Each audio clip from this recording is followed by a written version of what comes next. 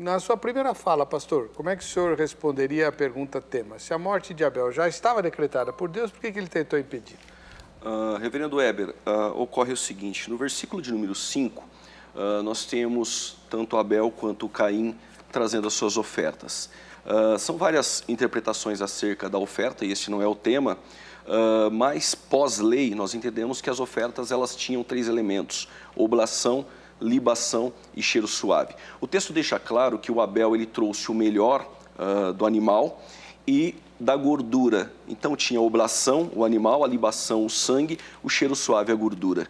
Mas existe uma ausência destes elementos na oferta de Caim, que possivelmente pode ter sido este o motivo que fez Deus se destoar, né? Deus ele não considera, o termo hebraico dá esse sentido que Deus não considera a oferta de Caim. Sendo assim, Deus percebe e vê que o semblante de Caim cai e que a ira toma conta do coração de Caim.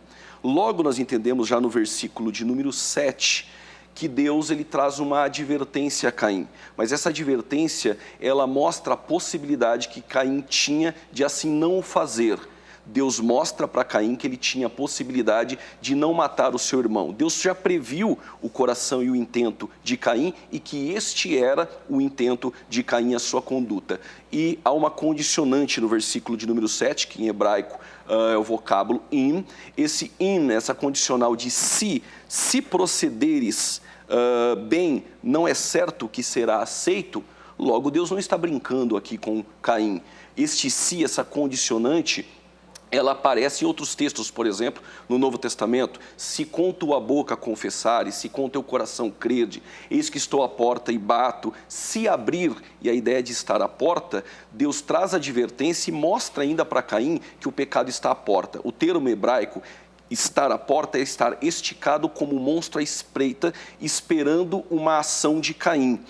E Deus ainda diz o seguinte para Caim, que você pode dominar este pecado. Essa palavra dominar, que é machal em hebraico, traz o sentido de dominar sobre ou ter o governo. Então Caim ele tinha a possibilidade de assim não fazer. Claro, Deus ele tenta impedir, Deus já sabia de antemão, de forma exaustiva, que Caim ele iria matar o seu irmão. Mas como as obras de Deus são acompanhadas de justiça, ele mostra para Caim que ele tinha a possibilidade de assim não fazer, e no decorrer do programa nós entraremos em alguns desdobramentos. Muito obrigado pela sua contribuição. Amém. Que para mim é incongruente isso, mas eu entendo que as punições de Deus em seus castigos são devidos às ações do homem. E essas ações do homem faz Deus ter uma reação. E Deus ordena em uma vontade consequente que haja essa punição, como aconteceu com o próprio Saul, ele perdendo aí o reino em Israel. Então eu entendo que o pecado original, o pecado afetou o homem, herdado de Adão, mas o homem não é tão mau ao ponto que ele não possa ter escolhas e fazer assim as suas escolhas. Inclusive, reverendo Weber, este texto aqui de Gênesis 4, nós temos 4 menções de Caim na Bíblia. Esta no Antigo Testamento e 3 no Novo Testamento. No Novo Testamento nós temos Judas, capítulo 1, versículo de número 11, aqueles que entraram pelo caminho de Caim, e o entraram na voz média, eles entraram porque quiseram e vão sofrer o efeito dessa decisão. Também nós temos Hebreus 11:4, mas aí não trata muito de Caim, a ideia ali está enfática em Abel, mas o que me chama a atenção é na primeira epístola de João, capítulo 3, versículo 12. Não como Caim, que era do maligno e matou o seu irmão. E por que causa o matou? Porque as suas obras eram más e a de seu irmão era justa. Claro que Caim, por consequência do pecado, ele tinha obras más, mas o texto vai dizer que elas eram malignas. E no contexto, aqui João está dizendo o seguinte, que aqueles que são filhos de Deus, que fazem o bem, assim são chamados. Mas aqueles que praticam o mal são chamados de filhos do diabo, aqui essa expressão.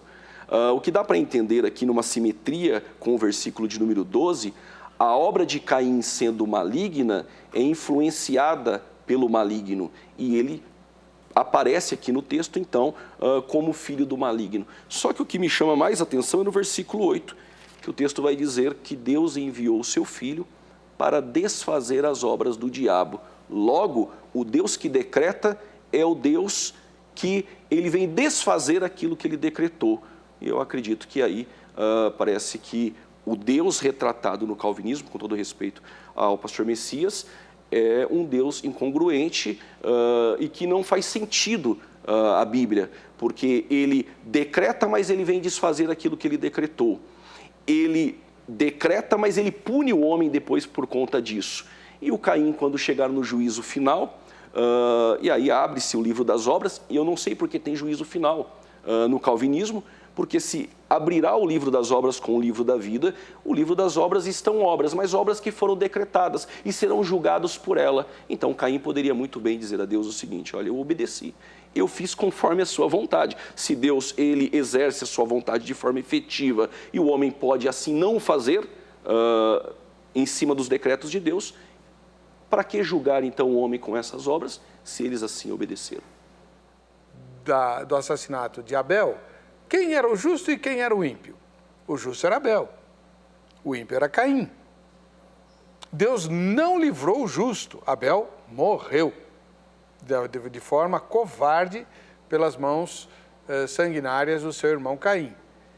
E Deus vai e põe um sinal em Caim para proteger Caim.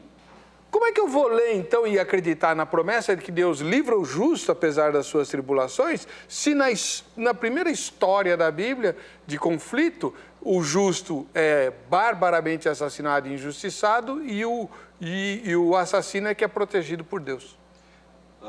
Reverendo Weber, é um problema, este não só meu, mas acredito também do pastor Messias, que é o problema da Teodiceia, é o problema do mal.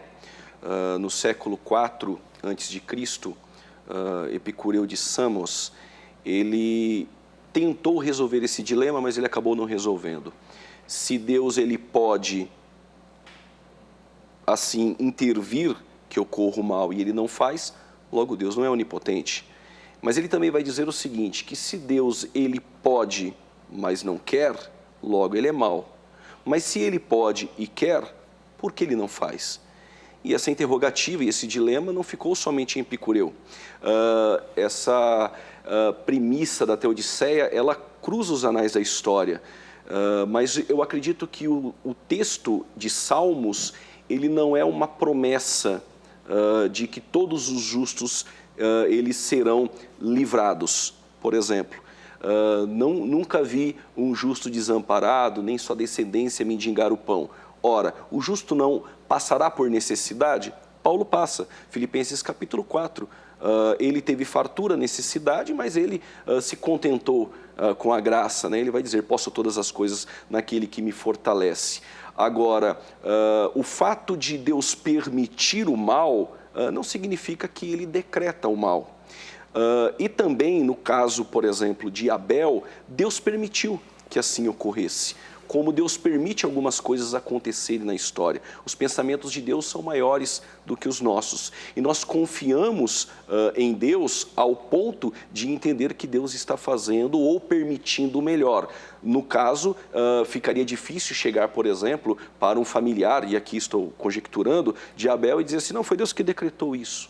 Não, mas foi Deus que permitiu. Deus ama, mas Deus, ele se autolimitou, e por ninguém fora dele, ele se autolimitou a facultar ao homem a liberdade ainda que limitada. E o mau uso do livre-arbítrio, porque Deus é o Deus de amor.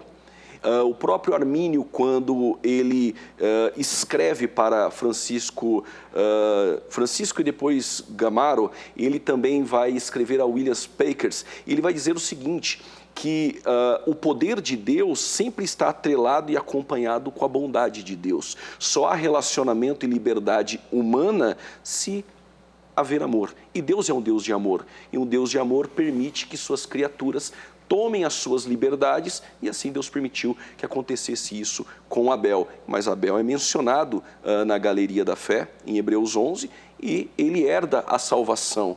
Então Deus permite algumas coisas acontecerem neste mundo, mas o melhor para Abel estava, que é alcançar a eternidade. E esse dilema, pastor Heber, não é um dilema também só nosso.